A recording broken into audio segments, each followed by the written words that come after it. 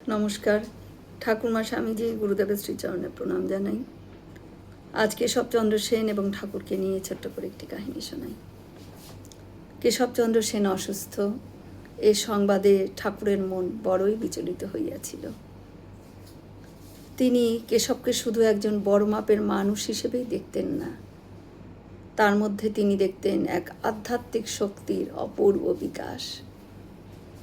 তাই তিনি কেশবকে দেখতে ব্যাকুল হয়ে ছুটে যান তার ভবনে। সেদিন কেশবচন্দ্রের ঘরে বসে তার রুগ্ন শরীরের দিকে তাকিয়ে ঠাকুরেরও চোখে জল এসে গিয়েছিল। ঠাকুর ছোট শিশুর মতন কেশবকে বলেছিলেন, মা গো, কেশব যে আমার বড় প্রিয়। আমি তাই মায়ের কাছে বলেছি যে মা, তুমি কেশবকে ভালো করে দাও মা। কেশব না থাকলে আমি কার সাথে কথা বলবো? আমি মার কাছে কেশবের জন্য ডাব চিনিও মানত করেছি। ঠাকুরের এই অকৃত্রিম ভালোবাসা আর সরল বিশ্বাস দেখে মুমূর্ষ কেশবচন্দ্র সেন সেদিন অভিভূত হয়ে পড়েছিলেন। তিনি বুঝতে পেরেছিলেন ঠাকুর তার জন্য কতখানি দরদ অনুভব করেন। আমরাও যদি আন্তরিকতার সাথে ঠাকুরের কাছে এই প্রার্থনা করতে পারি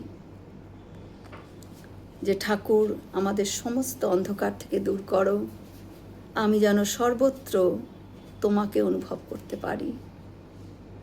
এই কঠিন সংসার সমুদ্রে সহজ করে চলবার শক্তি আর প্রেরণা একমাত্র তুমিই দিতে পারো ঠাকুর।